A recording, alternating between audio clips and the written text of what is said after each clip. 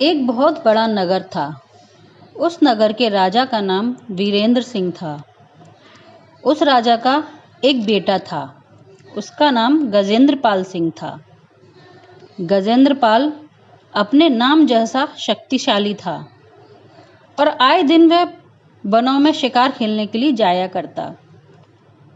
एक दिन राजकुमार शिकार खेलने के लिए वन में गया तो लौटते समय एक बहुत भयंकर आंधी आई। आंधी के कारण वो अपना रास्ता भूल गया और चलते चलते बहुत दूर पहुंच गया। एक नगर में पहुंचकर उसे होश आया तो उसने उस नगर के लोगों से पूछा कि मैं कहाँ हूँ। तो लोगों ने बताया कि उस समय वह कामरूप नगर में था। ये सुनकर उसे बड़ा आश्चर्य हुआ। उसने सोचा कि मैं यहाँ कैसे आया। फिर याद आया कि मैं वन में गया हुआ था और वहाँ बहुत तेज आंधी आई थी और उस आंधी की वजह से कुछ दिखाई नहीं दे रहा था।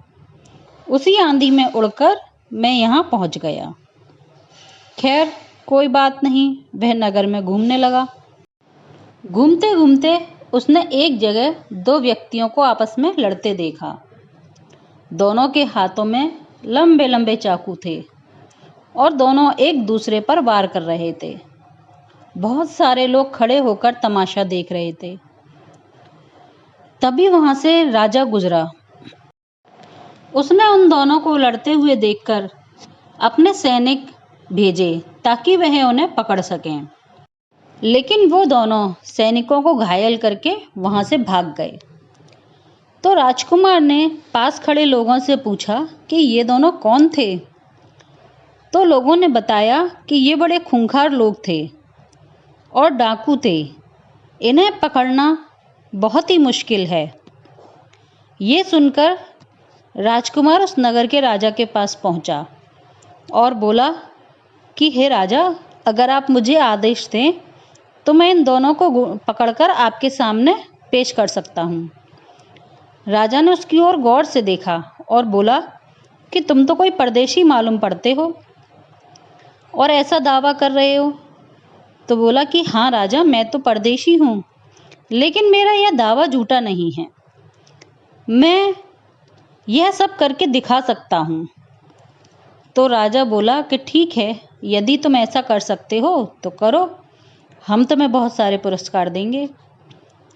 अब वह बड़ी तेज गति से निकल गया। राजकुमार और गुंडों की बड़ी जोर से लड़ाई हुई, लेकिन आखिरकार राजकुमार उन दोनों गुंडों को पकड़कर अपने साथ ले आया। राजा ये देखकर बड़ा खुश हुआ। राजा उसे अपने महल में ले गया। वहां जाकर राजा को बातों ही बातों में पता चला कि वह एक राजकुमार है।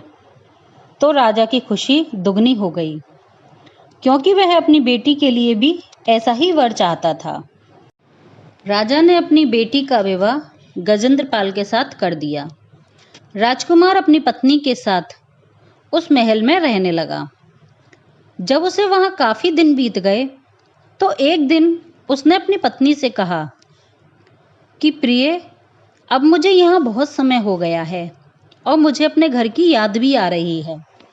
मेरे परिवार वालों को भी मेरे बारे में कुछ भी पता नहीं है। वो चिंता करते होंगे, अतः हमें अपने घर लौट चलना चाहिए। राजकुमारी ने अपनी सहमति व्यक्त की।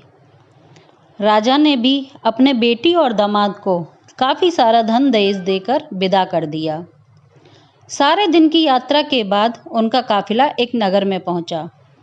एक सुंदर सा स्थान देखकर उन दोनों ने वहां पड़ाव डाल दिया। जब उन दोनों ने उस स्थान पर पड़ाव डाला तो एक दुर्घटना हो गई।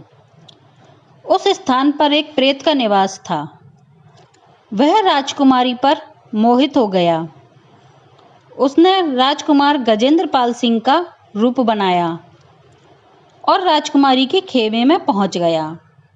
उसने राजकुमार से कहा कि यह स्त्री तो मेरी पत्नी है, इसे मैं लेकर जाऊंगा।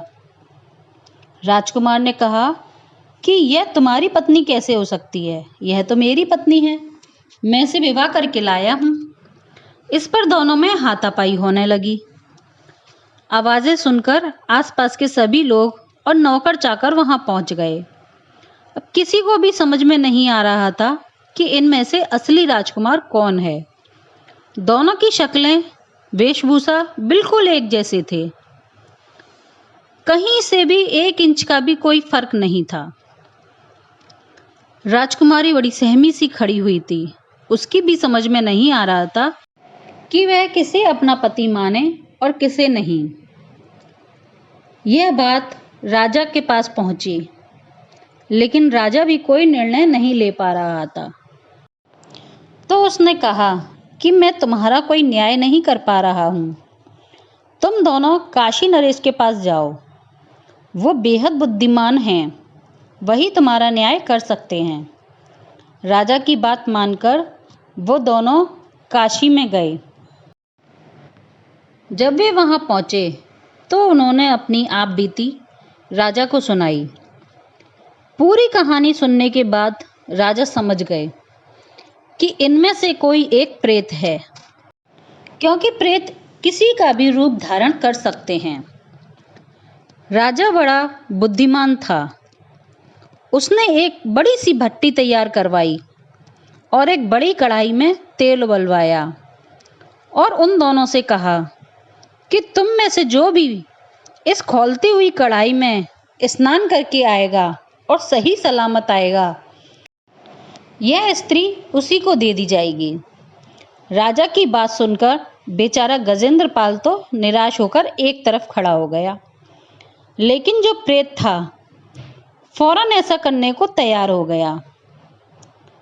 उसने अपने कपड़े उतारे और उस कढ़ाई में प्रवेश कर गया। आश्चर्य की बात तो यह थी कि उस खौलते तेल में स्नान करने पर भी उस आदमी का बाल भी बांका ना हुआ। वह सही सलामत कढ़ाई में से बाहर निकल आया और राजा को उसका वादा याद दिलवाया। इस पर राजा ने उस आदमी को तो गिरफ्तार कर लिया और वह स्त्री दूसरे आदमी को, यानी कि राजकुमार गजेंद्र सिंह को दे दी। अब जो तेल से स्नान करके आया था वह निराश होकर खड़ा हो गया।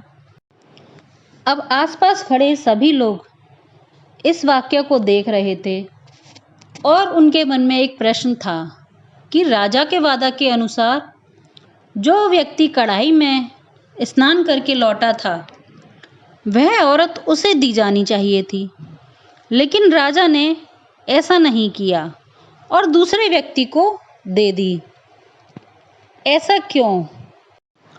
तो राजा ने कहा कि किसी भी सामान्य मनुष्य की इतनी क्षमता नहीं कि वह तेल की कढ़ाई में होकर सही सलामत वापस लौट आए।